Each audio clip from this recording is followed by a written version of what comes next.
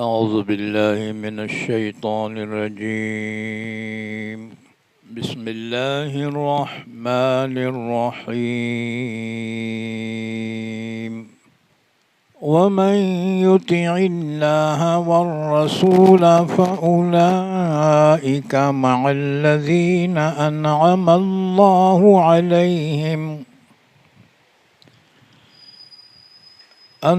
الله عليهم من النبيين والصديقين والشهداء والصالحين وحسن أولئك رفيقا. ذلك الفضل من الله وكفى بالله عليما. يا أيها الذين آمنوا خذوا حذركم فانفروا ثبات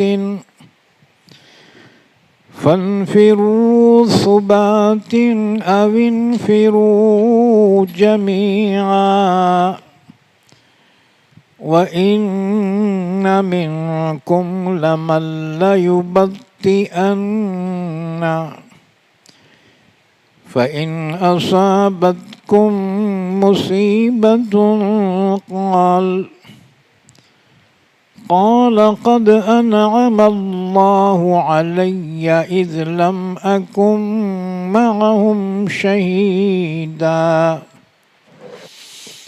ولئن أصابكم فضل من الله ليقولن كأن لم تكن بينكم وبينه مودة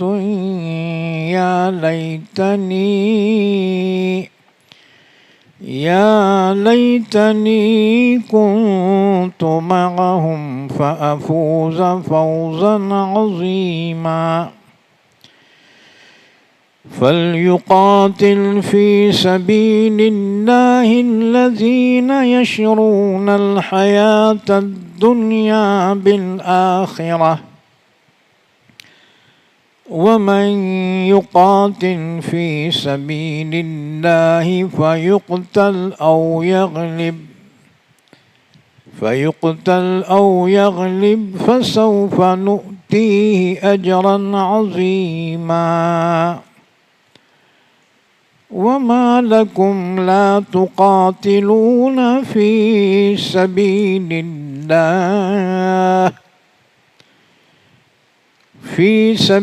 الله والمستضعفين من الرجال والنساء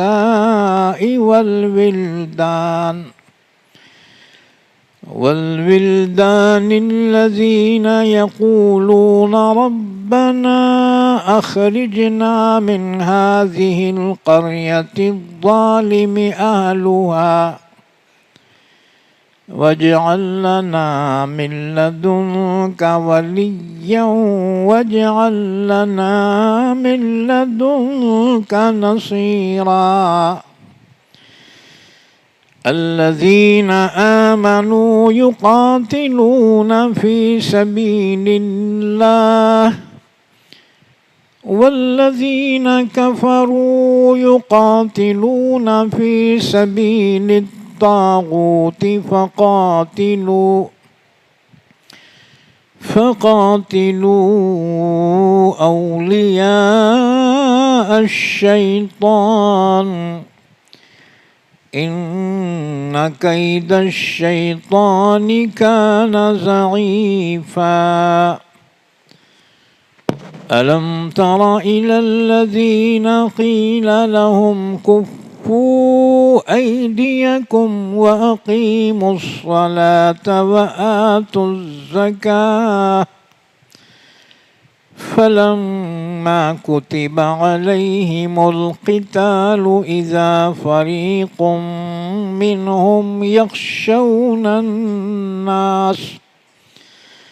يخشون الناس كخشية الله أو أشد خشية وقالوا ربنا لم كتبت علينا القتال لولا أخرتنا إلى أجل قريب قل متاع الدنيا قليل والآخرة خير لمن اتقى ولا تظلمون فتيلا أينما تكونوا يدرككم الموت ولو كنتم في بروج مشيدة وإن تصبهم حسنة يقولوا هذه من عند الله وإن تصبهم سيئة يقولوا هذه من عندك قل كل من عند الله فما لهؤلاء القوم لا يكادون يفقهون حديثا ما أصابك من حسنة فمن الله وما أصابك من سيئة فمن نفسك وأرسلناك للناس رسولا وكفى بالله شهيدا من يطع الرسول فقد أطاع الله ومن تولى فما أرسلناك عليهم حفيظا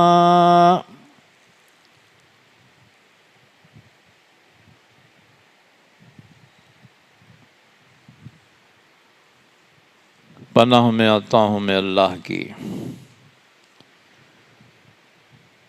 شیطان مردود سے۔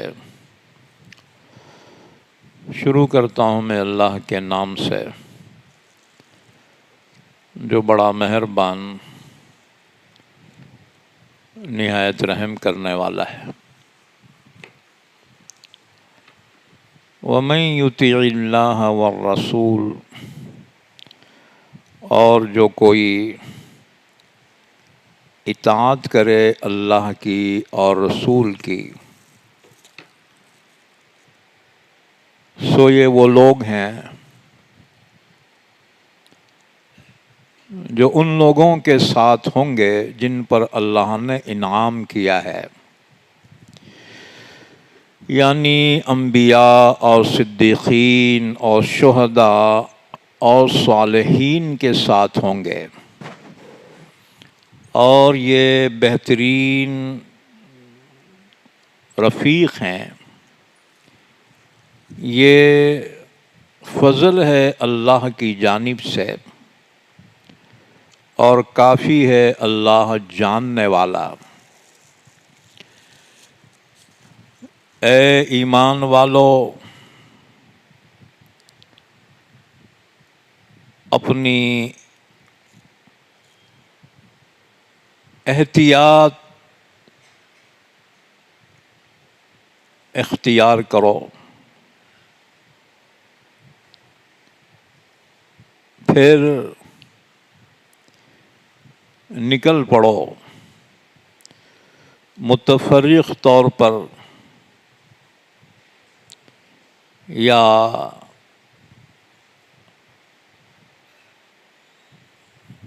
مجتمع طور پر، اور یقیناً تم میں سے بعض وہ شخص ہے جو ضرور دیر لگا دے گا،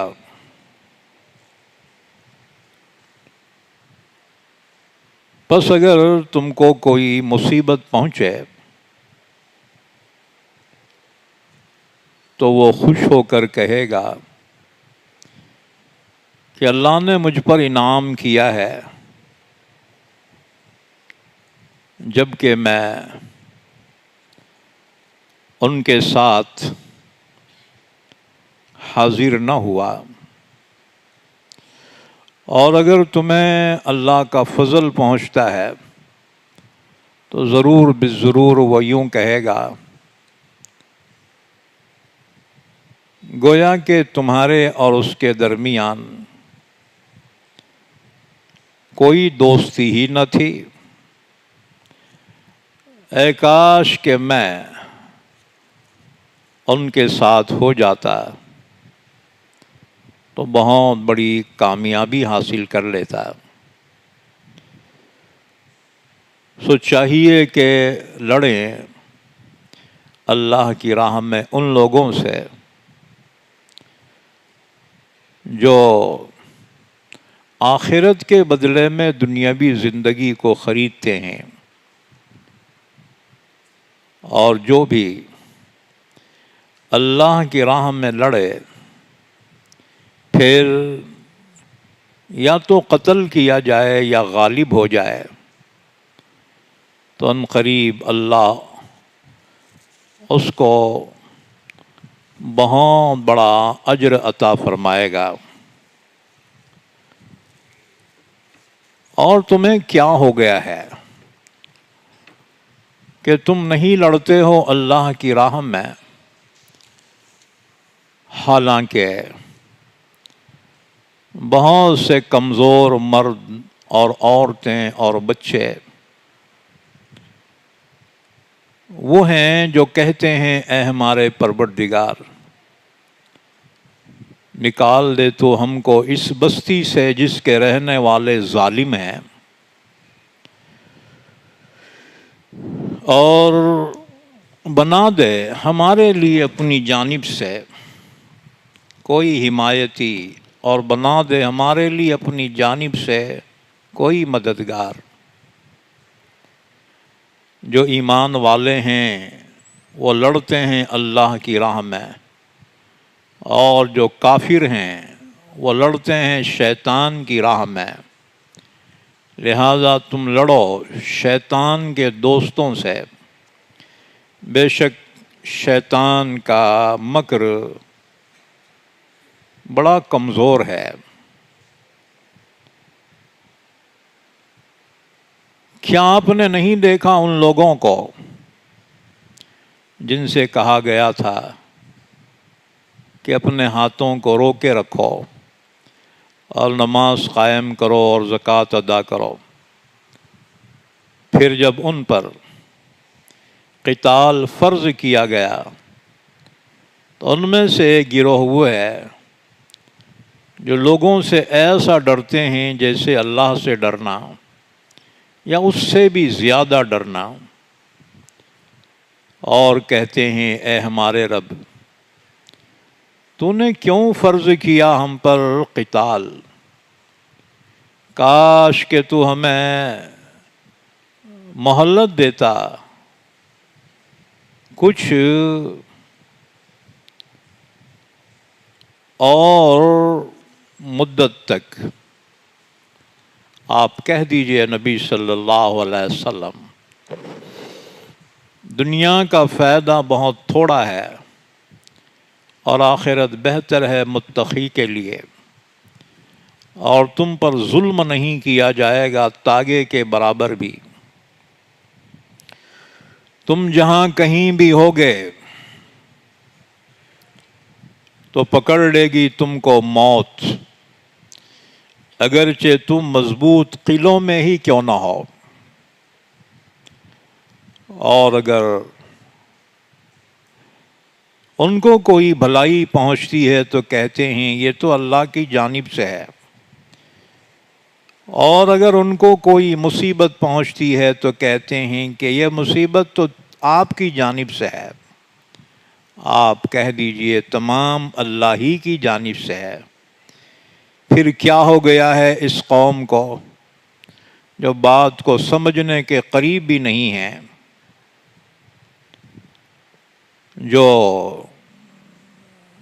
جو بھی آپ کو کوئی بھلائی پہنچے سو وہ اللہ کی جانب سے ہے، اور جو آپ کو کوئی مصیبت پہنچے وہ آپ کی جانب سے ہے، اور ہم نے بھیجا آپ کو لوگوں کے لیے رسول بنا کر، اور کافی ہے اللہ گواہ۔ جو شخص رسول کی اطاعت کرے تو یقیناً اس نے اللہ کی اطاعت کی، اور جو پھر جائے تو ہم نے نہیں بھیجا آپ کو ان پر نگہبان بنا کر۔ یہ سورہ نساء ہے، پارہ نمبر 5۔ آج سورہ نساء کی آیت نمبر 170 سے لے کر آیت نمبر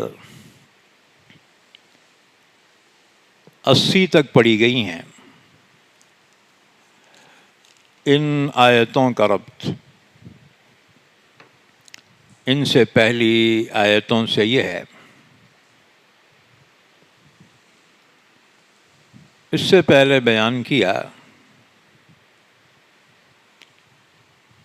کہ اللہ کے رسول کا فیصلہ ایمان والو دل و جان سے قبول کرو،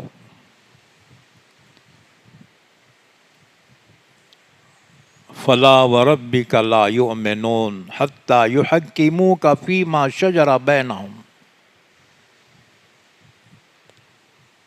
لیکن نبی کا فیصلہ اگر کسی کے مفاد کے خلاف ہوتا ہے تو وہ اس فیصلے کو قبول نہیں کرتا۔ اللہ نے فرمایا جب نبی کا ایک فیصلہ تمہیں منظور نہیں ہے تو اگر ہم پچھلی قوم کی طرح تمہیں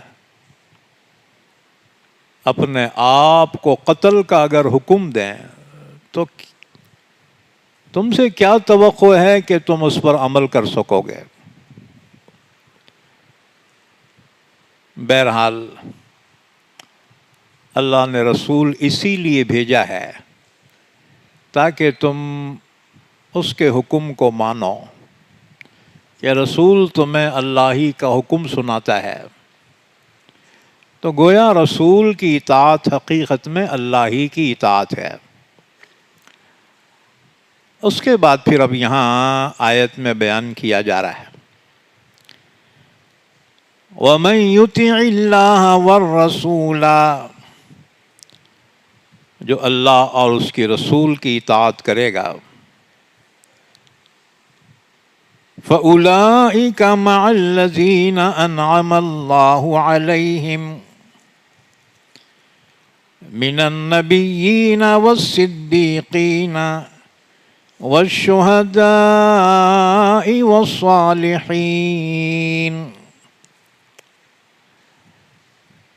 روز محشر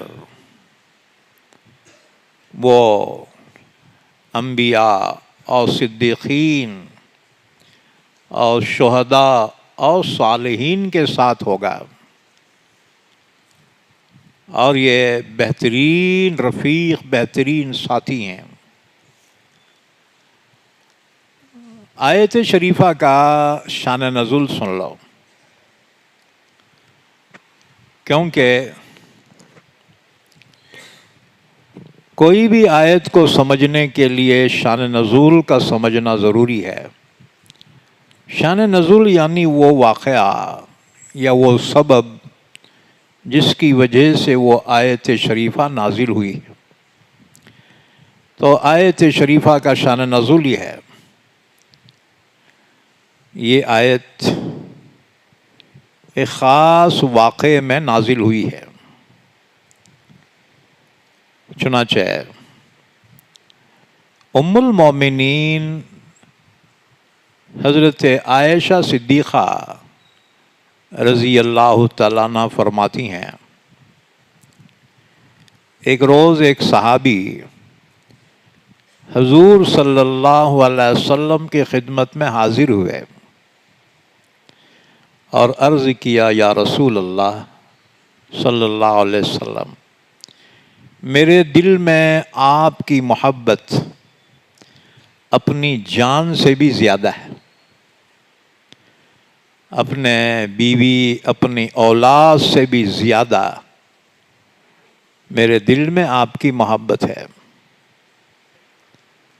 بس اوقات میں اپنے گھر میں ہوتا ہوں تو بے چین ہو جاتا ہوں، یہاں تک کہ آپ کی خدمت میں پہنچ کر آپ کی زیارت نہ کر لوں۔ جب آپ کی زیارت کر لوں تو مجھے سکون آ جاتا ہے۔ زیارت کے معنی ملاقات، یاد رکھو، زیارت عربی لفظ ہے، ملاقات کے معنی ہے۔ اب زیارت بولے تو ہم وہ 3 دن کے پھٹانے کی زیارت سمجھتے ہیں جی، میت کے بعد 3 دن کے بعد جاتے نا جی، ہاں جی، تو یاد رکھو زیارت عربی لفظ ہے، اس کے معنی ہیں ملاقات کے۔ ایک مرتبہ حضور نے حضرت ابو ہریرہ سے فرمایا تھا، یا ابا ہریرہ زرنی غبا تزدد حبا، ابو ہریرہ روز روز ملاقات نکو کر، ایک دن آڑ کر کے ملاقات کر تو محبت بڑھے گی۔ روز ملے تو اہمیت نہیں رہتی۔ تو حضور نے فرمایا تھا، یا ابا ہریرہ زرنی غبا، ایک دن گیپ کر کے ملاقات کر، تزدد حبا، محبت بڑھے گی۔ تو زیارت کے معنی ملاقات کے ہیں، دیدار کے ہیں۔ تو وہ صحابی نے عرض کیا، یا رسول اللہ صلی اللہ علیہ وسلم، میرے دل میں آپ کی محبت اپنی جان سے بھی زیادہ ہے، اور میری بیوی میرے بچوں سے بھی زیادہ میرے دل میں آپ کی محبت ہے۔ میں اپنے گھر میں جب بے چین ہو جاتا ہوں تو اس وقت تک مجھے سکون نہیں ملتا جب تک کہ آپ کی خدمت میں پہنچ کر آپ کی زیارت نہ کر لوں۔ جب آپ کی زیارت کر لوں تو مجھے سکون آتا ہے۔ اب مجھے یہ فکر ہے، جب اس دنیا سے آپ کی وفات ہو جائے گی اور مجھے بھی موت آ جائے گی، تو میں جانتا ہوں کہ آپ جنت میں انبیاء کے ساتھ اعلیٰ درجے پر ہوں گے، اور مجھے اول تو یہ نہیں معلوم کہ میں جنت میں جاؤں گا یا بھی نہیں۔ اگر میں جنت میں چلا بھی جاؤں تو میرا درجہ تو بہت نیچے ہوگا، وہاں آپ کی زیارت نہیں کر سکوں گا، تو حضور پھر مجھے صبر کیسے آئے گا؟ رسول اللہ صلی اللہ علیہ وسلم نے ان صحابی کی یہ بات سن کر آپ خاموش ہو گئے، کوئی جواب نہیں دیا۔ اس پر حضرت جبریل امین یہ آیت شریفہ لے کر نازل ہوئے، وَمَن يُطِعِ اللَّهَ وَالرَّسُولَ، جو بھی اللہ اس کے رسول کی اطاعت کرے گا، حکم مانے گا، فَأُولَئِكَ مَعَ الَّذِينَ أَنْعَمَ اللَّهُ عَلَيْهِمْ من النبیین والصدیقین والشہداء والصالحین. جو بھی اللہ اس کے رسول کی اطاعت کرے گا وہ میدان حشر میں، وہ آخرت میں ان لوگوں کے ساتھ ہوں گا جن پر اللہ نے انعام کیا ہے، یعنی نبیوں کے ساتھ ہوگا، صدیقین کے ساتھ ہوگا اور شہیدوں کے ساتھ ہوں گا اور اولیاء کرام کے ساتھ ہوگا. وَحَسُنَ أُولَئِكَ رَفِيقًا، اور یہ بہترین ساتھی ہیں.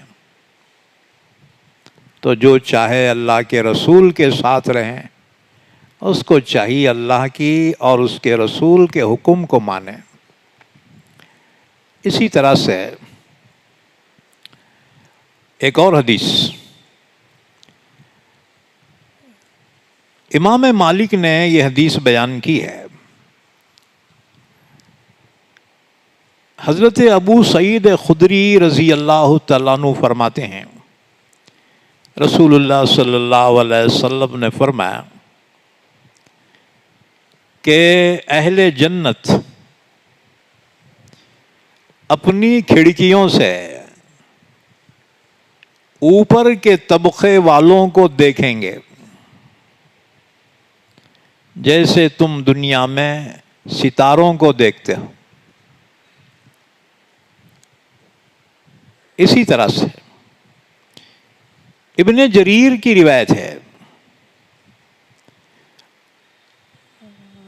ربی کہتے ہیں رسول اللہ صلی اللہ علیہ وسلم نے اس آیت شریفہ کی تفسیر میں ارشاد فرمایا کہ اونچے درجات والے نیچے درجے والوں کے پاس اتر کر آئیں گے ملاقات کے لیے، اور ان کے ساتھ ملاقات اور مجالست بھی ہوگی. حدیث نمبر 3 مسلم شریف کی حدیث ہے. حضرت کعب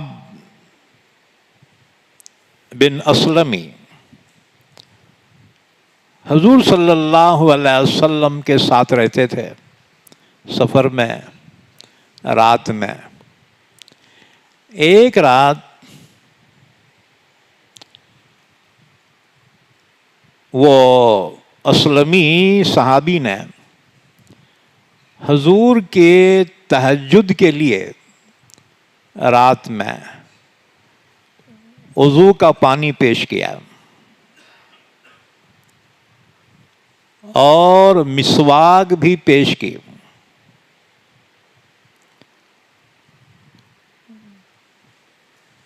اور ضرورت کی جو چیزیں تھیں پیش کی. اللہ کے رسول بہت خوش ہوئے. حضور نے فرمایا سل، مانگ، کیا مانگتا ہے؟ حضور ان کی خدمت سے اتنے خوش ہوئے کہ حضور نے فرمایا مانگ، کیا مانگتا ہے؟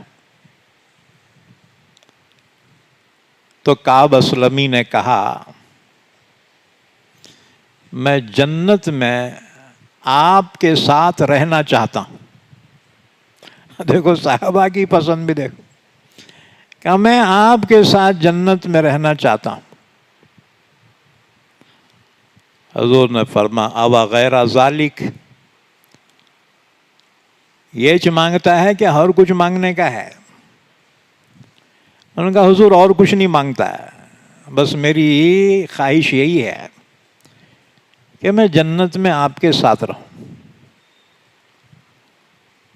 اس پر حضور نے فرمایا اعنی علی نفسک بکثرت السجود. حضور نے فرمایا اگر میرے ساتھ جنت میں رہنا چاہتے ہو تو پھر تم میری مدد کرو، کثرت سے سجدے کیا کرو. یہاں سجدے سے مراد نماز ہے.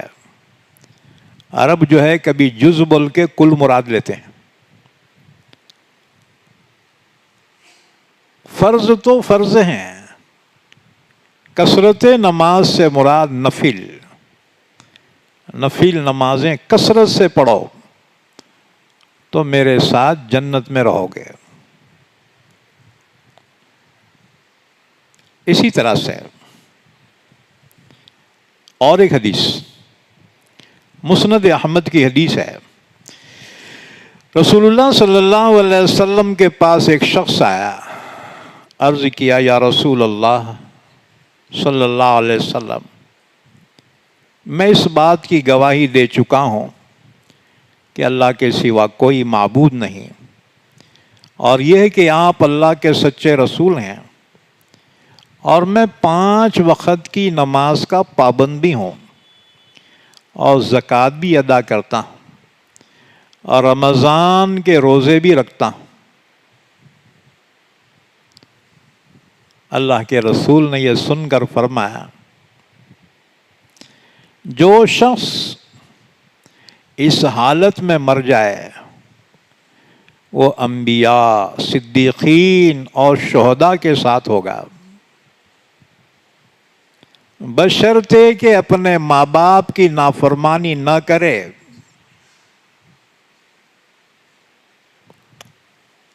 حاجی ہو، شہید ہو، عالم ہو یا ولی اللہ ہو، جس نے ماں باپ کی نافرمانی کی وہ جنت میں نہیں جائے گا۔ تو ماں باپ کی اطاعت کی اہمیت معلوم ہوئی۔ تو حضور نے فرمایا، جو شخص ان چیزوں کی پابندی کرے گا اور اس حال میں مر جائے تو وہ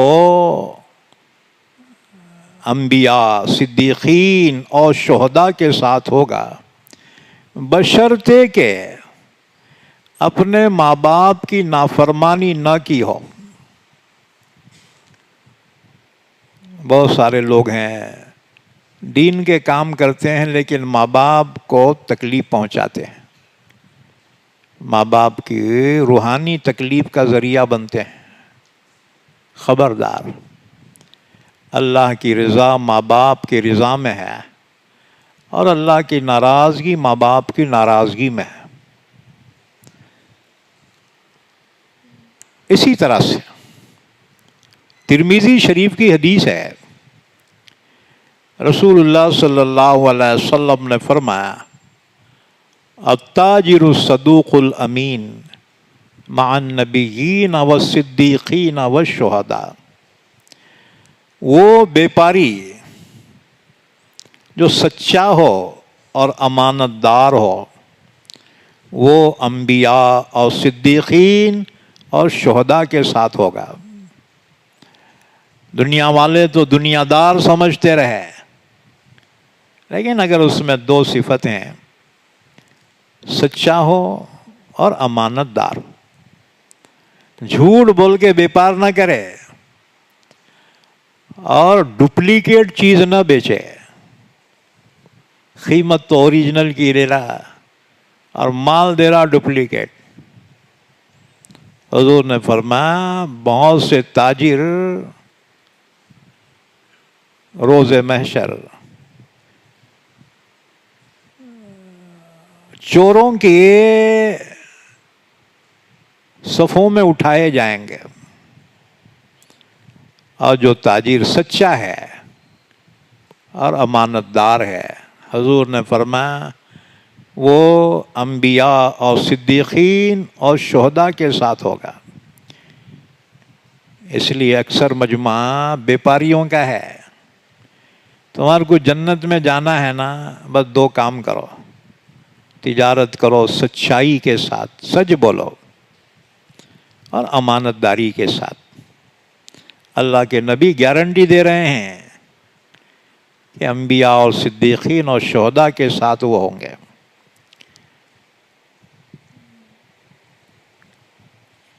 ایک اور حدیث بخاری شریف کی حدیث ہے،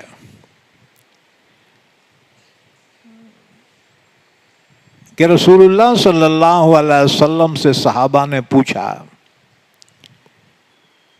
یا رسول اللہ، اس شخص کے بارے میں کیا فرماتے ہیں؟ اس کا درجہ کیا ہوگا جو کسی جماعت کے ساتھ محبت کرتا ہے؟ خود نیک نہیں ہے لیکن نیک لوگوں کو پسند کرتا ہے۔ حضور نے فرمایا المرء مع من احبا، آدمی اسی کے ساتھ ہوگا جس سے وہ محبت کرتا ہے۔ اب تم غور کرو، تم کس سے محبت کرتے ہو؟ نیک بندوں سے یا ناچنے گانے والے ہیرو اور ہیرونیوں سے؟ نوجوان کو فیشن بہت پسند ہے، ہاں جی، اگر ہیرو کپڑے پھاڑ لیا ہے گھٹنے پہ، انہیں بھی پھاڑ رہا ہے، ارے یہ کیا ہے رے میاں؟ نہیں، یہ فیشن ہے مول صاحب، ہیرو جیسا کٹنگ کرا انہیں بھی ویسی کر رہا ہے، ہاں جی۔ برتن میں جو ہوتا ہے وہی باہر نکلتا ہے، وہی ظاہر ہوتا ہے، جو دل میں ہے وہی عمل میں آتا ہے۔ ہم کسی کے دل کے حالات تو نہیں جان سکتے، لیکن اس کے دل کے حالات اس کے ظاہر سے واضح ہوتے ہیں۔ اسی طرح سے ایک اور حدیث طبرانی نے یہ حدیث بیان کی ہے، حضرت عبداللہ بن عمر رضی اللہ تعالیٰ عنہ کی روایت ہے۔ ایک حبشی حضور کی خدمت میں حاضر ہوا، عرض کیا یا رسول اللہ صلی اللہ علیہ وسلم، آپ ہم سے حسن صورت میں بھی ممتاز ہیں اور نبوت و رسالت میں بھی ممتاز ہیں، اگر میں اس چیز پر ایمان لے آؤں جس پر آپ ایمان رکھتے ہیں اور وہی عمل کروں جو آپ کرتے ہیں، تو کیا میں بھی جنت میں آپ کے ساتھ ہو سکتا ہوں؟ حضور نے فرمایا ہاں ضرور، تم اپنی بدصورتی سے نہ گھبراؤ، قسم ہے اس ذات کی جس کے قبضے قدرت میں میری جان ہے، جنت میں کالے رنگ کے حبشی حسین اور گورے بنا کر داخل کیے جائیں گے، اور ان کا حسن ایسا ہوگا 1000 سال کی مسافت سے وہ چمکیں گے، اور جو شخص لا الہ الا اللہ کا قائل ہو اس کی فلاح و نجات اللہ کے ذمے ہو جاتی، اور جو شخص سبحان اللہ و بحمدہ پڑھتا ہے اس کے نام اعمال میں 1,24,000 نیکیاں لکھی جاتی ہیں۔ یہ سن کر مجلس میں ایک شخص نے عرض کیا یا رسول اللہ، جب اللہ کے دربار میں نیکیوں کی اتنی سخاوت ہے تو پھر ہم کیسے ہلاک ہو سکتے ہیں یا عذاب میں کیسے گرفتار ہو سکتے ہیں؟ حضور صلی اللہ علیہ وسلم نے فرمایا یہ بات نہیں، حقیقت یہ ہے قیامت میں بعض آدمی اتنے اعمال اور اتنی نیکیاں لے کر آئیں گے، اگر ان کو پہاڑ پر رکھ دیا جائے تو پہاڑ بھی ان کے بوجھ کو برداشت نہ کر سکے، لیکن اس کے مقابلے میں جب اللہ کی نعمتیں آئیں گی اور ان کا موازنہ کیا جائے گا تو انسان کا عمل اللہ کی نعمت کے مقابلے میں ختم ہو جائے گا، مگر یہ کہ اللہ تعالیٰ ہی اس کو اپنی رحمت سے نوازیں گے۔ بہرحال اللہ تعالیٰ نے فرمایا وَمَن يُطِعِ اللَّهَ وَالرَّسُولَ، جو بھی اللہ اس کے رسول کا حکم مانے، فَأُولَئِكَ مَعَ الَّذِينَ أَنْعَمَ اللَّهُ عَلَيْهِمْ، یہ لوگ ان لوگوں کے ساتھ ہوں گے جن پر اللہ نے انعام کیا ہے۔ دیکھو سورہ فاتحہ میں دعا مانگی گئی تھی، اہدنا الصراط المستقیم، یا اللہ ہمیں سیدھا راستہ بتا، صراط الذین انعمت علیہم، ان لوگوں کا راستہ بتا، ان لوگوں کے راستے پہ چلا جن پر تو نے انعام کیا ہے۔ وہ کون لوگ ہیں؟ اس کی تفسیر اس آیت میں بیان کی، من النبیین والصدیقین والشہداء والصالحین، جن پر اللہ نے انعام کیا ہے وہ ہیں انبیاء، صدیقین، شہداء اور صالحین۔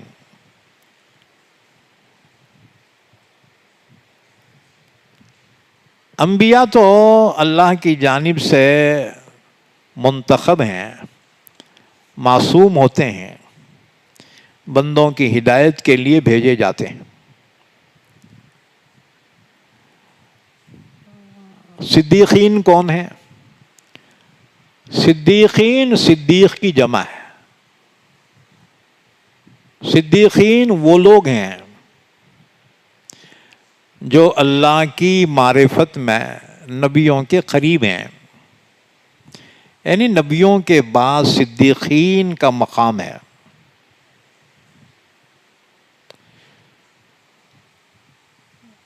نبیوں کے بعد صدیقین کو اللہ کی معرفت سب سے زیادہ نصیب ہوتی ہے۔ حضرت علی سے کسی نے پوچھا کیا آپ نے اللہ کو دیکھا ہے؟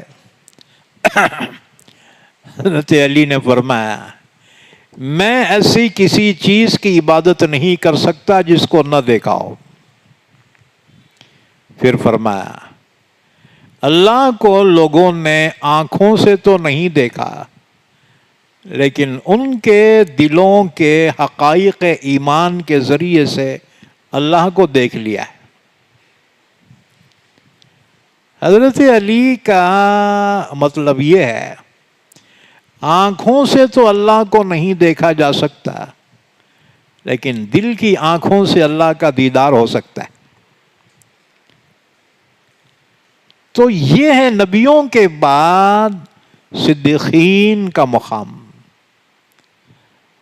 اور امت کے صدیق ابو بکر صدیق رضی اللہ تعالیٰ عنہ۔ شہداء شہید کی جمع ہے، اللہ کی راہ میں جو قتل ہوئے ہیں ان کو شہید کہا جاتا ہے۔ اور شہید کو اللہ تعالی جنت میں اعلی مقام عطا فرماتا ہے۔ شہید کی روح جنت کے پرند کے اندر ڈال دی جاتی ہے، اور وہ پرندے جنت میں جہاں چاہے چرتے چگتے ہیں، اور پھر آ کر عرش کے نیچے جو قندیلیں ہیں اس میں آ کر بیٹھ جاتے ہیں۔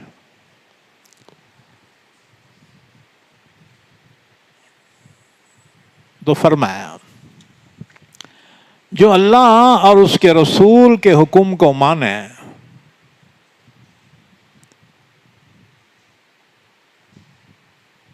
وہ ان لوگوں کے ساتھ ہوں گے جن پر اللہ نے انعام کیا ہے، یعنی انبیاء، صدیقین اور شہداء اور صالحین کے ساتھ۔ صالحین سے مراد اللہ کے نیک بندے ہیں،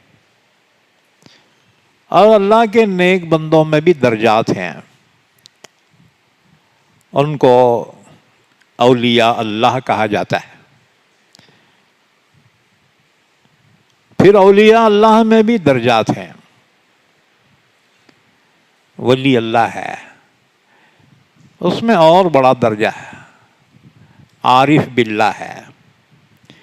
اسی طرح سے قطب ہے، ابدال ہے، غوث ہے، ان میں بھی درجات ہیں۔ یہ سب اللہ کے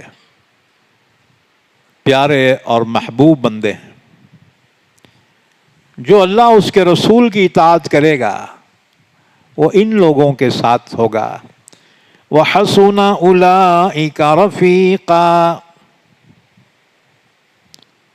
اور یہ بہترین ساتھی ہیں۔ ایسوں کی صحبت جسے نصیب ہو جائے وہ بڑا نصیب والا ہے۔ ذَلِكَ الْفَضْلُ مِنَ اللَّهِ، یہ فضل ہے اللہ کی جانب سے۔ وَكَفَى بِاللَّهِ عَلِيمًا، اور اللہ کافی ہے جاننے والا۔ اللہ اس کا اجر اس کو ضرور عطا فرمائے گا۔ اس کے بعد پھر فرمایا یا ایھا الذین آمنوا خذوا حذرکم فانفروا ثبات او انفروا جمیعا۔ اللہ نے فرمایا ایمان والو، دشمن سے بچاؤ کے لیے تم احتیاط کرو، اپنی حفاظت کرو، یعنی دیوانے نکو بنو، اپنی احتیاط کرو، اپنی حفاظت کرو، اپنی حفاظت کی تیاری کرو۔ اس کے بعد اللہ کی راہ میں نکلو۔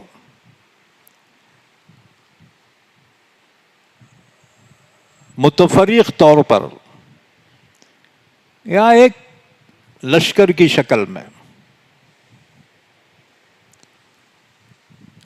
آیت شریفہ کا شان نزول یہ ہے کہ مکے میں جب مکے کے مشرکین ایمان والوں پہ بڑا ظلم ڈھاتے تھے،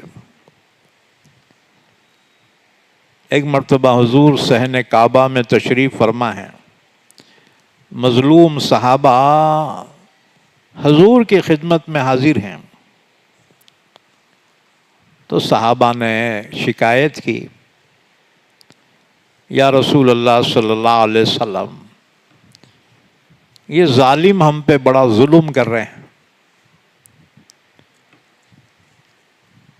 لہذا یا تو آپ ہمیں اجازت دو، ان سے ذرا دو ہاتھ کر لیں، یا نہیں تو آپ خود ان کے لیے بد دعا کر دو، اللہ ان سب کو ہلاک کر دے۔ تو اللہ تعالیٰ نے حکم دیا نہ، ابھی تم پر وہ حالات نہیں آئے جو پہلے ایمان والوں پہ آئے، ان پہ سختی، مصیبت، اور اتنے حالات آئے کہ ہلا ہلا کر رکھ دیے گئے، یہاں تک کہ اس زمانے کے پیغمبر نے اور ایمان والوں نے کہا متی نصر اللہ، آخر اللہ کی مدد کب آئے گی؟ اللہ نے فرمایا الا ان نصر اللہ قریب، مسلمانوں مایوس نہ ہو جانا، اللہ کی مدد بس قریب ہے، آ رہی ہے۔ حضور نے فرمایا اتنے جلدی گھبرا گئے؟ تم سے پہلے ایمان والوں پر اتنی آزمائشیں آئی کہ ان کے سروں پہ آرے چلا دیے گئے اور لوہے کی گرم کنگھیوں سے ان کی کھالیں کھینچی گئی۔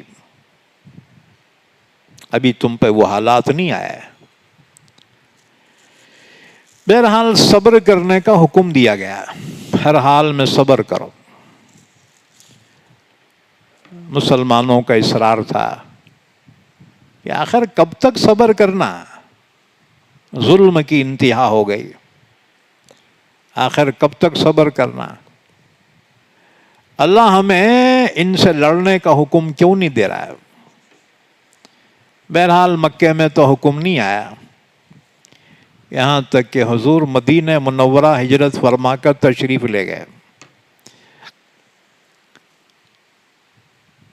سن 2 ہجری میں اللہ نے حکم نازل فرمایا،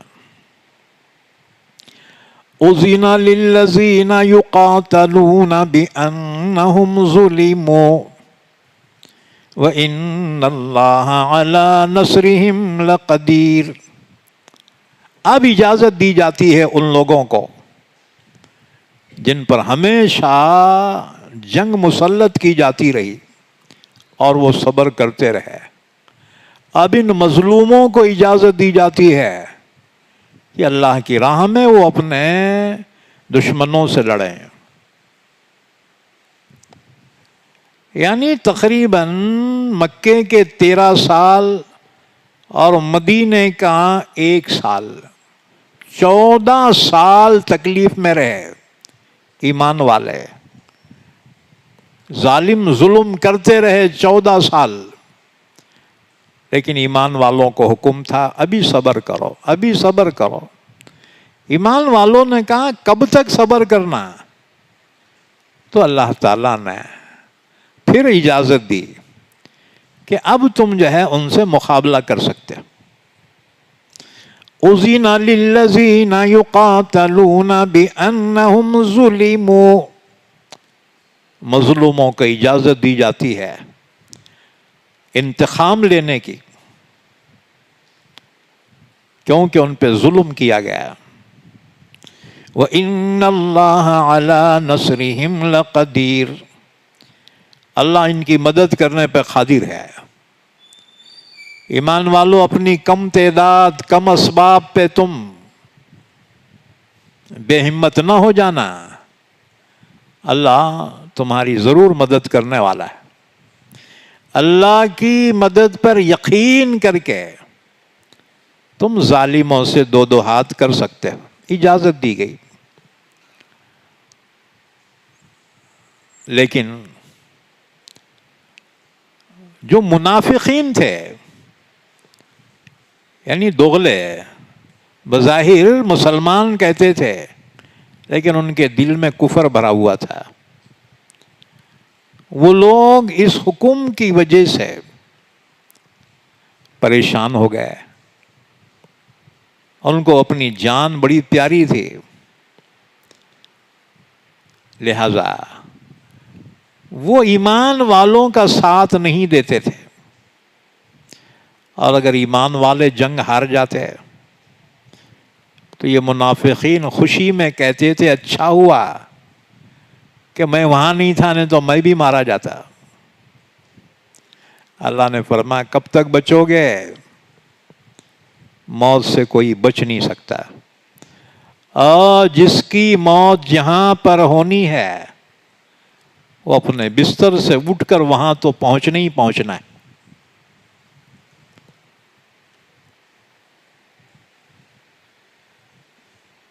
لَبَرَزَ الَّذِينَ كُتِبَ عَلَيْهِمُ الْقَتْلُ إِلَى مَضَاجِعِهِمْ، انسان کی موت جہاں لکھی ہے اس کو ضرور وہاں پہنچنا ہے۔ حضرت سلیمان علیہ السلام کے زمانے میں ملک الموت ان کے دربار میں پہنچے۔ سلیمان علیہ السلام کی مجلس میں ایک شخص بیٹھا ہوا تھا،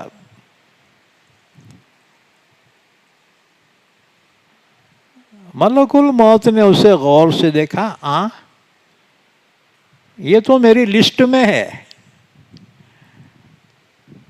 اس کی روح نکالنا ہے، اور اس کی روح یہاں نہیں، دنیا کے مشرق کے کنارے پر اس کی روح نکالنا ہے۔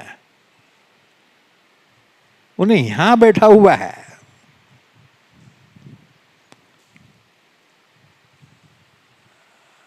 ملک الموت نے اس کے گھور کو دیکھا، اسے گھور کر دیکھا تو یہ گھبرا گیا.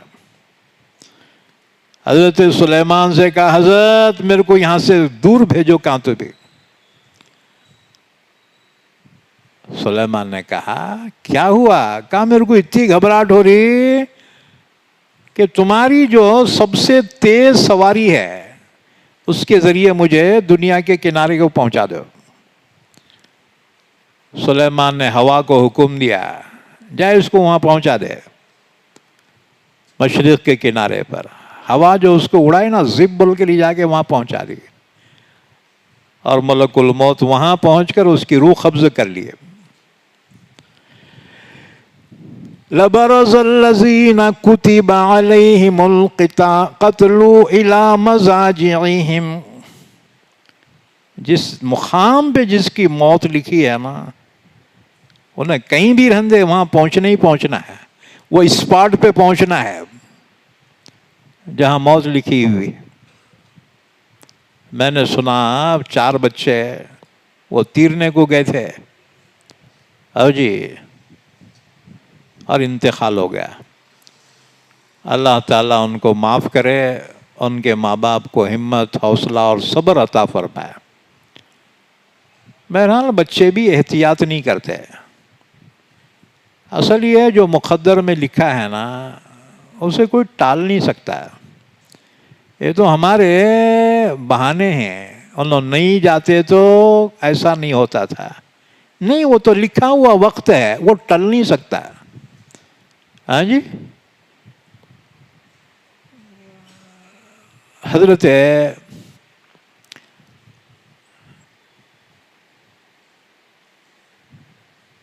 ابن عباس نے ایک روایت بیان کی. انہوں نے کہا کہ ہدہد جو پرندہ ہوتا ہے نا، ہدہد پرندہ زمین کے اندر پانی کو دیکھ لیتا ہے. زمین میں کہاں پانی ہے، ہدہد پرندے کو اللہ نے ایسی صلاحیت دی ہے کہ زمین کی آڑ اس کو رکاوٹ نہیں پیدا کرتی، زمین کے اندر کا پانی دیکھ لیتی. تو ایک خارجی نے اس پر اعتراض کیا، کہا وارے واہ، ہدہد کو زمین کے اندر کا نظر آ رہا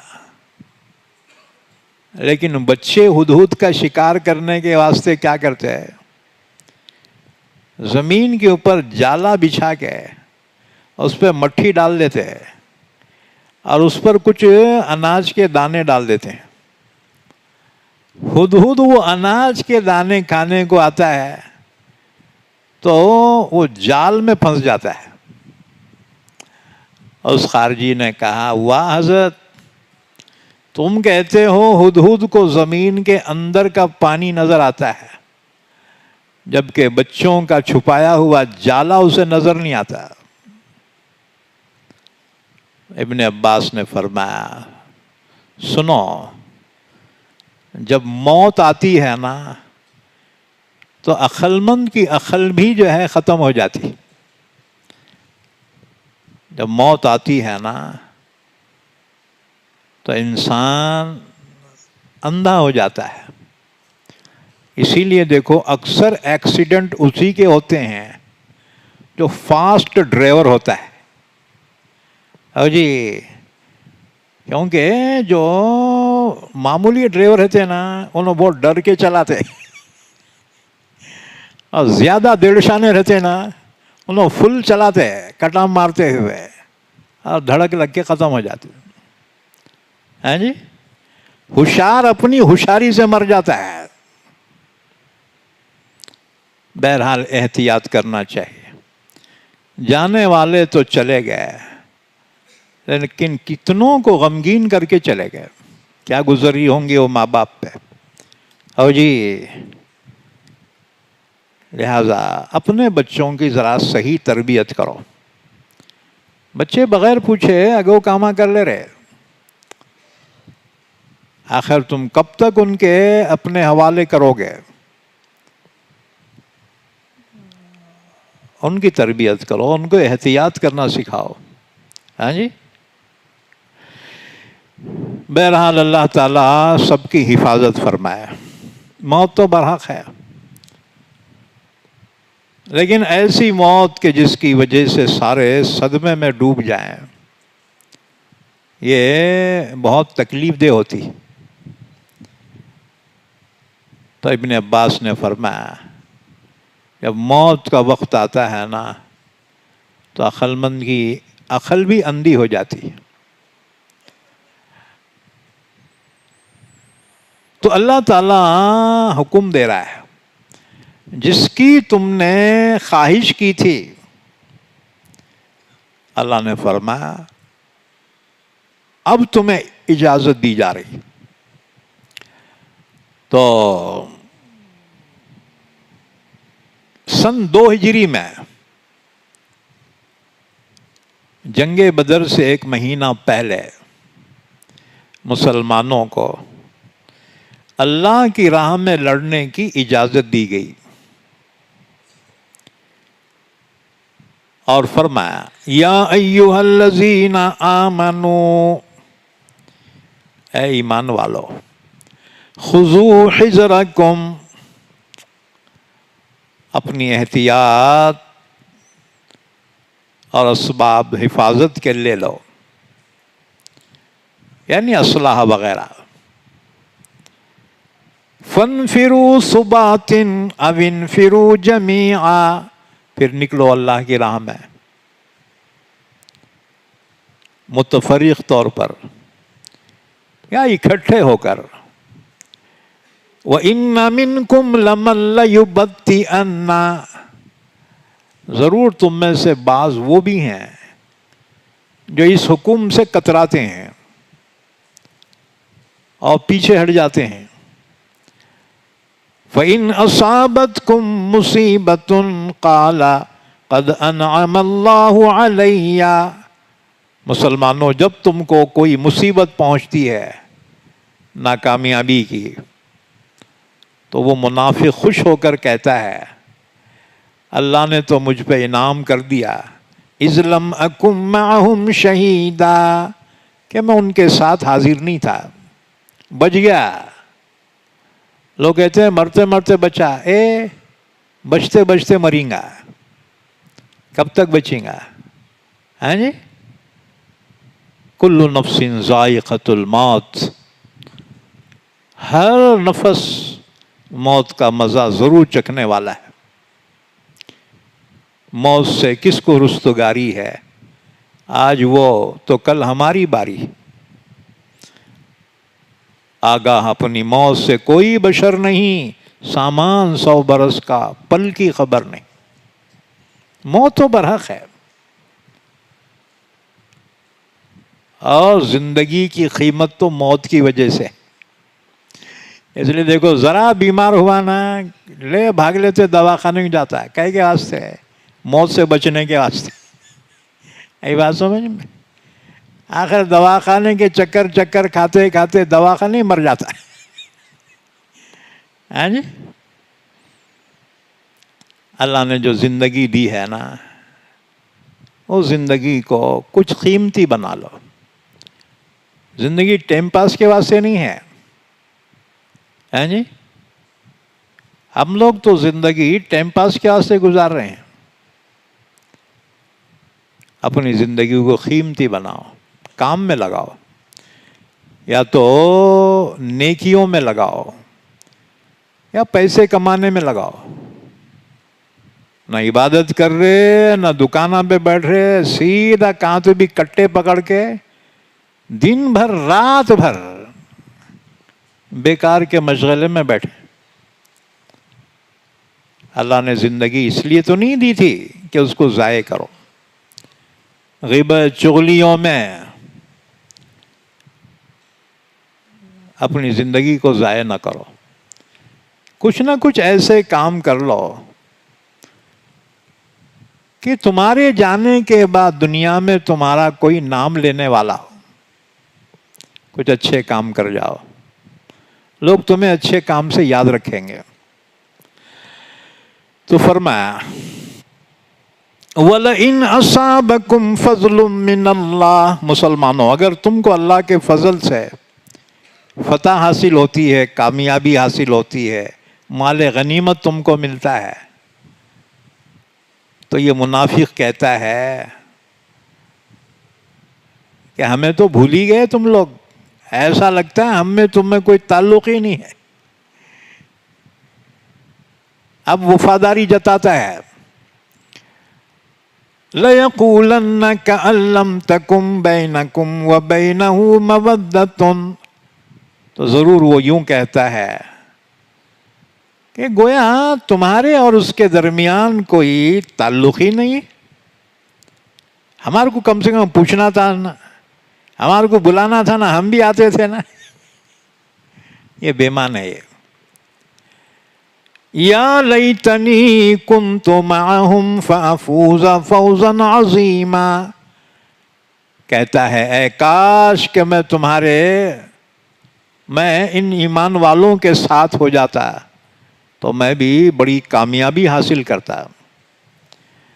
اللہ نے فرمایا جس کی تم نے درخواست کی تھی وہ حکم اللہ نے تم کو دے دیا، فَلْيُقَاتِلْ فِي سَبِيلِ اللَّهِ الَّذِينَ يَشْرُونَ الْحَيَاةَ الدُّنْيَا بِالْآخِرَةِ، چاہیے کہ اللہ کی راہ میں لڑیں ان لوگوں سے جنہوں نے آخرت کو بیچ کر دنیا کی زندگی کو اختیار کیا ہے، ان سے لڑو۔ وَمَن يُقَاتِلْ فِي سَبِيلِ اللَّهِ، پھر فضیلت بیان کی جا رہی ہے جو اللہ کی راہ میں لڑتے ہیں۔ فَيُقْتَلْ أَوْ يَغْلِبْ، دو صورتیں ہیں، یا تو قتل ہو جاتے ہیں یا غالب آ جاتے ہیں۔ قتل ہو گئے تو شہید، اور اگر غالب آ گئے تو غازی۔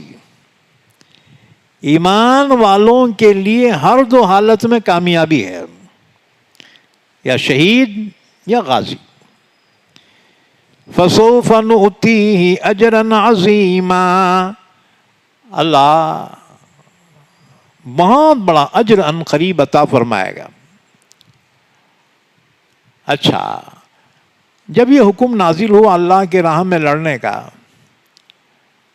تو بعض ایمان والوں کو یہ حکم بڑا گراں گزرا کہ اب تو ذرا سکون ملا ہے، تھوڑا سکون سے رہنے دینا تھا نا، یہ کیا پھر حکم دے دیا ان سے لڑنے کا۔ اللہ نے فرمایا تمہیں کیا ہو گیا ہے کہ تم ہجرت کر کے مدینہ آ گئے، محفوظ ہو گئے، لیکن تم اپنے کمزور مسلمانوں کو مکہ چھوڑ کر آئے ہو جو ہجرت نہیں کر سکے، بوڑھے ہیں، عورتیں ہیں، بچے ہیں، اور وہاں وہ مشرکین کے ظلم برداشت کر رہے ہیں، اور دن رات یہ دعائیں کر رہے ہیں اللہ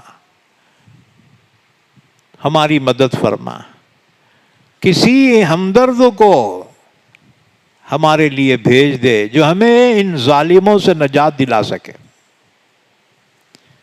اللہ نے فرمایا بھول گیا اپنے کمزوروں کو، لہذا اللہ کا حکم ہے کہ تم ظالموں سے لڑو تاکہ کمزور اور مجبور لوگوں کی مدد ہو سکے۔ وَمَا لَكُمْ لَا تُقَاتِلُونَ فِي سَبِيلِ اللَّهِ، مسلمانوں تمہیں کیا ہو گیا ہے کہ تم اللہ کی راہ میں نہیں لڑتے۔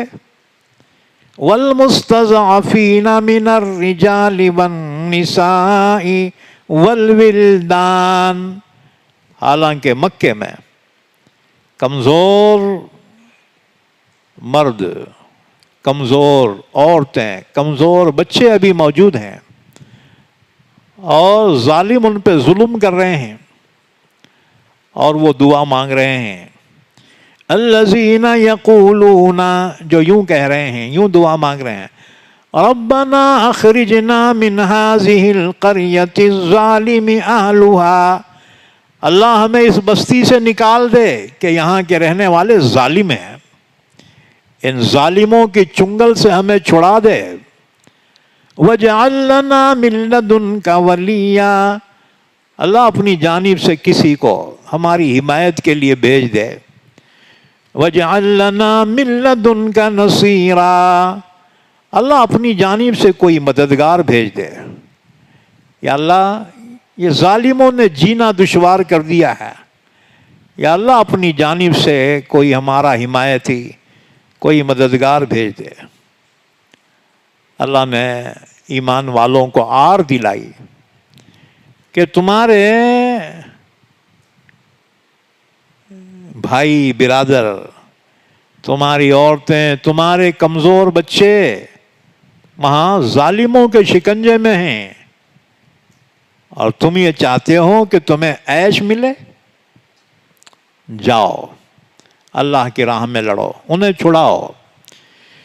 الذین آمنوا یقاتلون فی سبیل اللہ، ایمان والے اللہ کی راہ میں لڑتے ہیں۔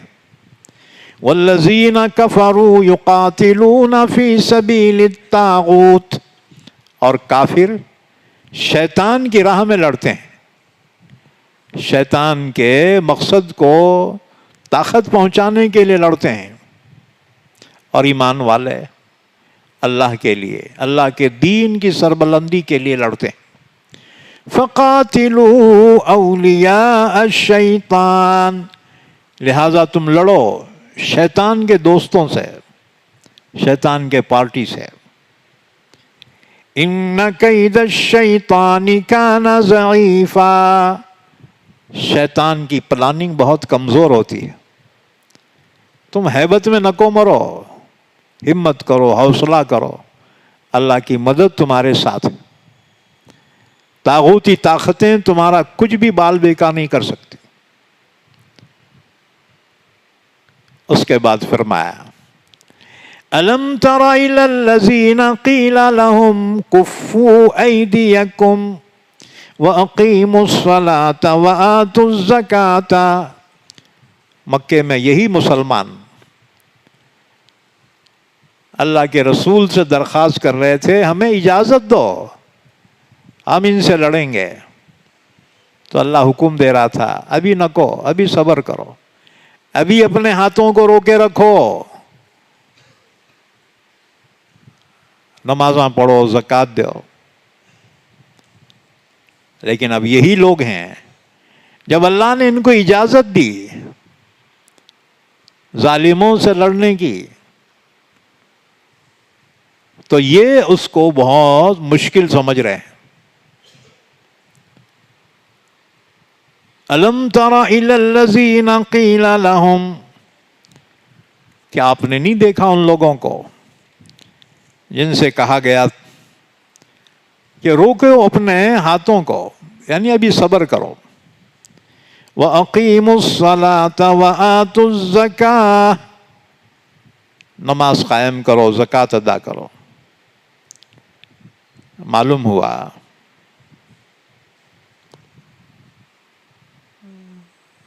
کہ مکے میں نماز اور زکوٰۃ کا حکم تھا، اور باقی احکامات مدینے میں نازل ہوئے۔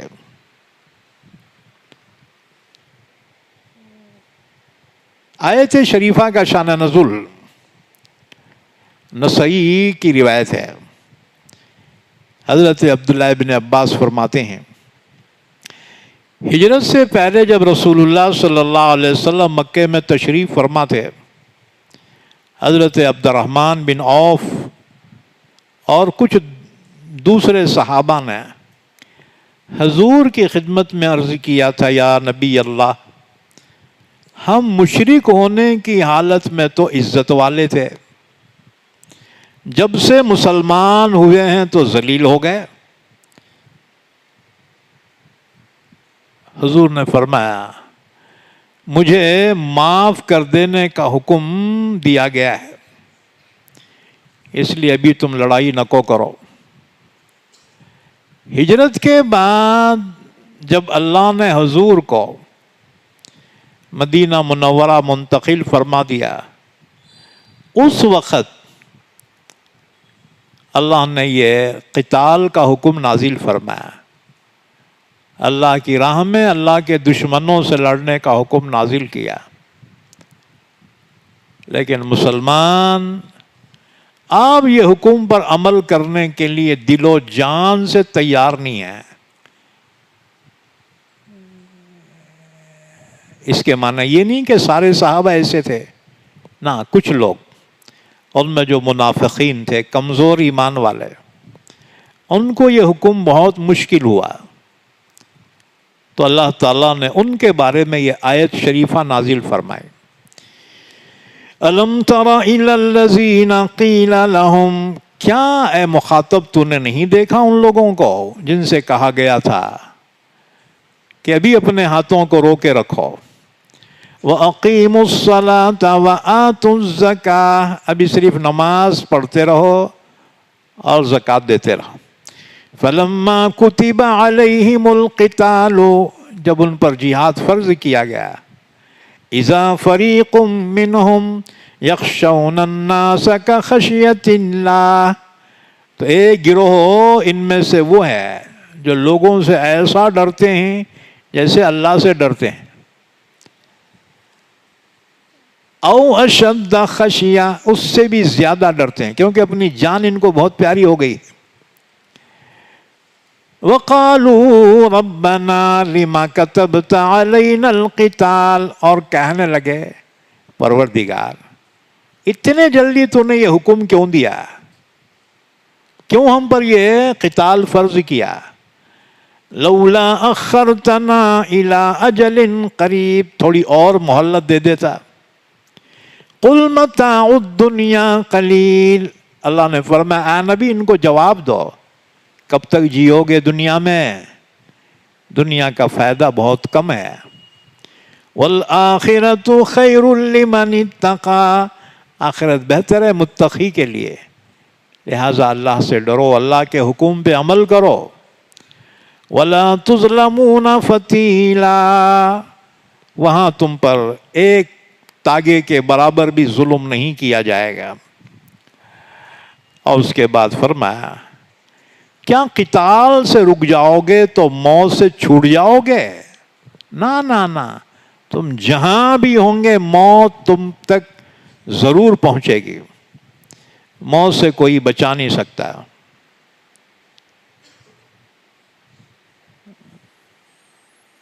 فرمایا اینما تکونوا یدرککم الموت ولو کنتم فی بروج مشیدہ، تم جہاں کہیں بھی ہوگے موت تم کو ضرور پکڑ لے گی، چاہے تم مضبوط قلعوں ہی کے اندر کیوں نہ ہو، وہاں بھی موت سے تم بچ نہیں سکتے۔ اس کے بعد سنو، اس سلسلے میں حضرت مجاہد نے ایک واقعہ بیان کیا ہے،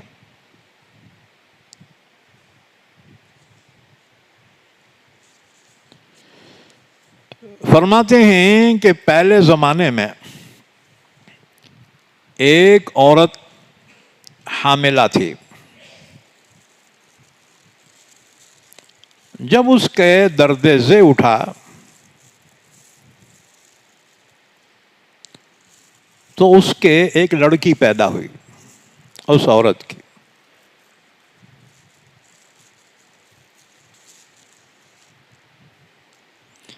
اس نے اپنے ملازم سے کہا کہ جا کہیں سے آگ لے کے آ۔ پہلے زمانے میں دیکھو چارپائی کے نیچے آگ جلاتے تھے تاکہ وہ زچہ جو ہے نا اس کو سردی نہ ہو، تو اس نے اپنے ملازم سے کہا کہ جا کر آگ لے کر آ۔ وہ ملازم گھر سے نکلا آگ لینے کے لیے، تو دیکھا دروازے پر ایک شخص کھڑا ہے۔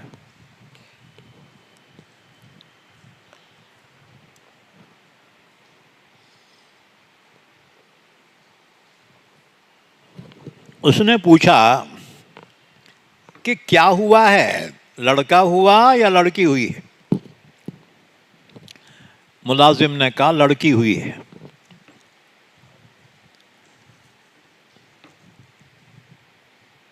تو اس شخص نے کہا سن، اس لڑکی کے بارے میں 3 باتیں سن لے۔ نمبر 1، یہ لڑکی ایسی بدکار ہوگی کہ 100 مردوں سے یہ زنا کروائے گی۔ دوسری بات، یہاں اس کے پاس جو ملازم ہے،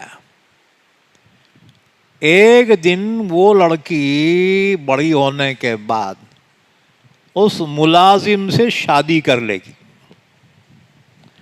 اور تیسری بات، یہ لڑکی کی موت ایک مکڑی سے ہوگی، ایک مکڑی اس کی موت کا سبب بنے گی۔ یہ 3 باتیں اس شخص نے کہی۔ ظاہر بات ہے رجال غیب میں سے ہوگا، اللہ کا کوئی بندہ خاص یا فرشتہ ہوگا۔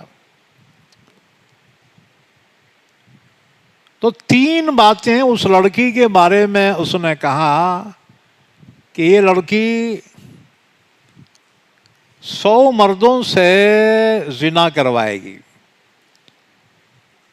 اور اس کا نکاح اپنے ملازم سے ہوگا، اور تیسرے ایک مکڑی کے ذریعے اس کی موت ہوگی۔ اب یہ جو ملازم تھا، اس لڑکی کے بارے میں ایسی بھیانک باتیں جب سنی، اس کو بڑا غصہ آیا۔ وہ وہیں سے واپس پلٹا اور ایک تیز چھری اپنے ہاتھ میں لے کر آیا، اور آتے اس نے اس بچی کا پیٹ پھاڑ دیا چھری سے۔ انہیں مری جانا، اور پھر اسے مردہ سمجھ کے بھاگ گیا۔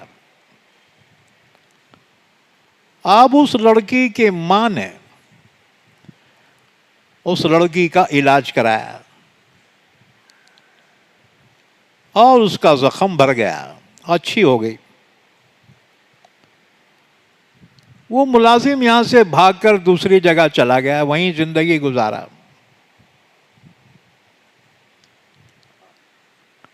اور اس نے خوب پیسہ کمایا۔ یہ لڑکی جب جوان ہو گئی تو نہایت حسین اور خوبصورت تھی، لہذا غلط راستے پہ چل پڑی، بدکاری میں۔ ادھر وہ جو ملازم تھا سمندر کے پار چلا گیا، اس نے وہاں محنت سے دولت کمائی۔ جب فل دولت کمائی، وہ اپنی دولت لے کر اس بستی میں واپس آیا۔ ایک زمانہ گزر چکا تھا، وہ لڑکی تو جوان ہو گئی تھی اور بدکار ہو گئی تھی۔ یہ شخص کو پہچاننے والا کوئی نہیں تھا بستی میں، کیونکہ ایک زمانہ وہاں سے غائب ہو گیا تھا۔ فل پیسے کما لے کر آیا، اور اس نے ایک بوڑھی عورت سے کہا کہ میں شادی کرنا چاہتا ہوں، میرے پاس مال دولت ہر چیز ہے، لیکن لڑکی نمبر 1 ہونا چاہیے، حسین و خوبصورت۔ اس بڑھیا نے کہا کہ ہمارے گاؤں میں ایک لڑکی ایسی ہے جو گاؤں میں سب سے زیادہ خوبصورت ہے، اس نے کہا ٹھیک ہے. بڑھیا نے پیغام لگایا. وہی لڑکی جو بدکار تھی اور وہی ملازم جس نے اس کا پیٹ پھاڑ کے بھاگ گیا تھا. بہرحال اس بڑھیا نے دونوں کا رشتہ کرایا. شادی ہو گئی. یہاں تک کہ میاں بیوی میں بڑی محبت پیدا ہو گئی. تو اس لڑکی نے اس سے پوچھا کہ تم کون ہو, کہاں کے رہنے والے ہو. اس نے اپنی سابقہ زندگی کے بارے میں تفصیلات بتائی کہ میں فلاں کا ملازم تھا, اس عورت کے یہاں ایک لڑکی پیدا ہوئی تھی, میں نے اس لڑکی کو چھری کے ذریعے سے اس کا پیٹ پھاڑ کر بھاگ گیا تھا. سمندر پار جا کر میں نے دولت کمائی. اب میں آیا اور تم سے نکاح کیا. اس لڑکی نے کہا جس لڑکی کا پیٹ پھاڑ کر تم بھاگ گئے تھے نا مردہ سمجھ کر, وہ میں ہوں, وہ میں ہی ہوں. میری ماں نے علاج کرایا, میں بچ گئی. اس نے کہا اگر تم وہی ہو تو تمہارے بارے میں 2 باتیں سن لو. اس نے کہا وہ کیا؟ اس نے کہا اگر تم وہی ہو تو پہلی بات تو یہ ہے کہ تم 100 مردوں سے منہ کالا کرو گی. اس نے کہا کہ پتہ نہیں کتنے مرد میرے پاس آئے, ان کی تعداد میرے کو یاد نہیں ہے. اس آدمی نے کہا 100 ہو گئے ہوں گے پورے, سنچری ماری تو. اور کہا سن دوسری بات کہ تو مرے گی ایک مکڑی سے, تیری موت ایک مکڑی کے ذریعے سے ہوگی. پھر کہا خیر میں تیرے لیے ایسا محل تعمیر کروں گا کہ مکڑی تو کیا کوئی چیز اس میں داخل نہ ہو سکے. مالدار تو تھا, اس نے بہت بڑا محل تعمیر کرایا اور دونوں میاں بیوی اس میں عیش کے ساتھ رہنے لگے. ایک دن اتفاقاً دونوں میاں بیوی بیٹھے ہوئے ہیں اپنے پلنگ پر, تو اچانک اس عورت کی نگاہ چھت پہ پڑی کہ چھت پہ مکڑی تھی. عورت نے کہا جس مکڑی سے تم ڈراتے تھے یہ تو وہی ہے نا؟ شوہر نے کہا ہاں, یہی تیری موت کا سبب بنے گی. اس عورت نے کہا تم بھی بڑے ڈرپوک ہو, یہ مکڑی میرا کیا بگاڑ لیں گی؟ یہ کہہ کر اس نے مکڑی کو نیچے گرا دیا اور اس کے بعد اپنے پیر سے اس مکڑی کو کھندل دیا, کچل دیا. مکڑی تو مر گئی, لیکن وہ اتنی زہریلی تھی کہ اس کا پانی اچھل کر اس کے پیر پہ گرا. پچبل کے جو ہے انہیں اسے ماری نا, اس میں سے پانی اچھل کر اس کے پیر پہ پڑا اور وہ زہر اس پہ چڑھ گیا. بعض مکڑیاں بڑی زہریلی ہوتی ہیں, یاد رکھو. تو یہ زہریلی مکڑی تھی, تو اس کا جو پانی اچھلا اس کے پیر پر,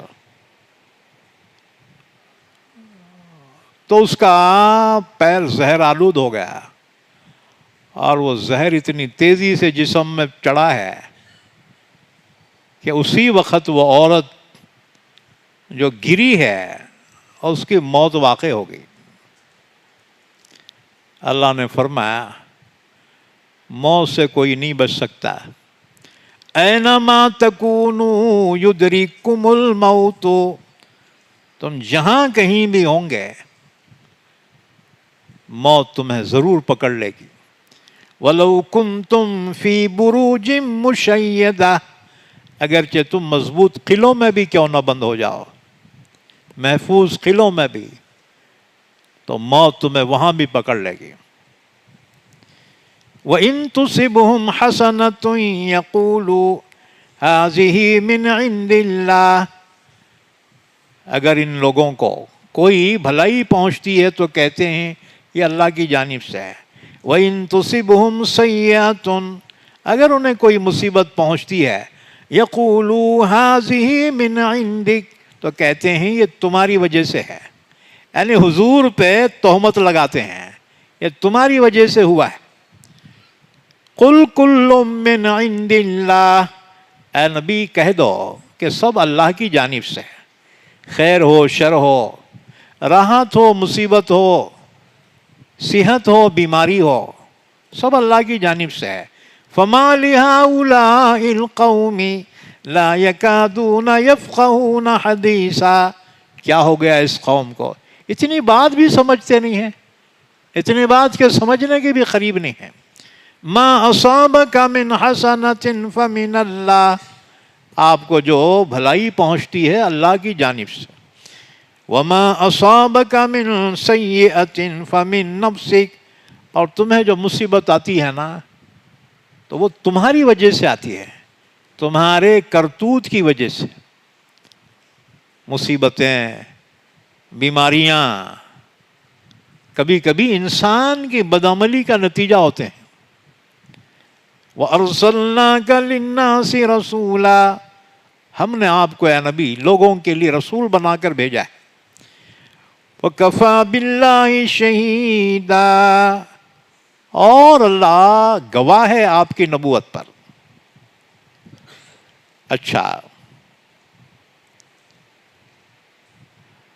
اس کے بعد فرمایا مَن يُطِعِ الرَّسُولَ فَقَدْ أَطَاعَ اللَّهَ، جو رسول کی اطاعت کرے اس نے اللہ کی اطاعت کی، کیونکہ رسول اللہ ہی کی اطاعت کا حکم دیتے ہیں۔ آیت شریفہ کا شان نزول یہ ہے کہ حضور نے فرمایا جس نے میری اطاعت کی اس نے اللہ کی اطاعت کی، جس نے مجھ سے محبت کی اس نے بے شک اللہ سے محبت کی۔ حضور کے اس فرمانے پر بعض منافقین کہنے لگے ہاں دیکھو اس شخص کو کہ یہ شخص چاہتا ہے کہ ہم اس کی ایسی پرستش کریں جیسے عیسیٰ علیہ السلام کی کرتے ہیں۔ اس کے جواب میں آیت شریفہ نازل ہوئی کہ نہ، من یطیع الرسول فقد اطاع اللہ، جس نے رسول کی اطاعت کی حقیقت میں اس نے اللہ کی اطاعت کی۔ ومن تولا، اور جو پھر جائے نہ مانے، فما ارسلناک علیہم حفیظا، ہم نے آپ کو ان پر داروغہ بنا کر تو نہیں بھیجا کہ سر پہ ڈنڈا لے کے مسلط رہو، آپ کا کام پہنچا دینا ہے، باقی ان کو دیکھ لینا ہمارا کام ہے۔ انما علیک البلاغ وعلینا الحساب، حساب تو اللہ لیں گا، آپ کا کام ہے اللہ کا پیغام پہنچانا۔